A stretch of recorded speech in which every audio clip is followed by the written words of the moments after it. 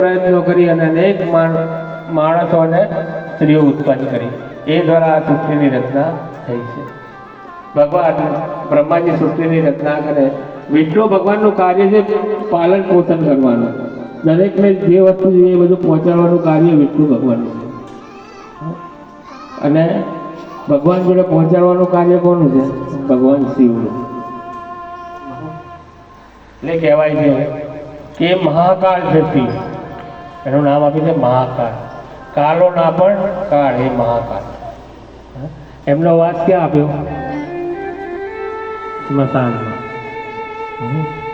સાહેબ, સ્મશાનમાં જવાની જરૂર નથી વાલા ભક્તો, પણ સ્મશાનને રોજ યાદ કરવાની જરૂર છે કે એક દિવસ તો ત્યાં જવું પડશે. એક શેઠિયો હતો, એણે એટલો મોટો મકાન બનાવ્યું કે એની અંદર 8-10 રૂમનું મોટો થઈને મકાન બનાવ્યું. ઘરમાં જ બોર કરાવડાયો, પાણી બી ઘરમાંથી જ મળી રહે. સોલર, અત્યારે સોલર આવી ગયું, એ લગાવી દીધું કે વીજળી પણ પ્રકાશથી મળી રહે.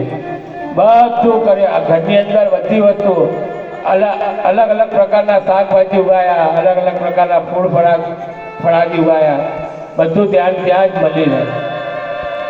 એક દિવસ એક સંત મહાત્માને વિચાર થયો, ત્યાંથી નીકળતા હતા તો કે આ મકાન બહુ આલીશાન છે, લાવો આ ઘરની અંદર જઈશું તો કંઈ આપણને મળી જશે. એટલે એ સંત મહાત્મા એ ઘરમાં જાય છે.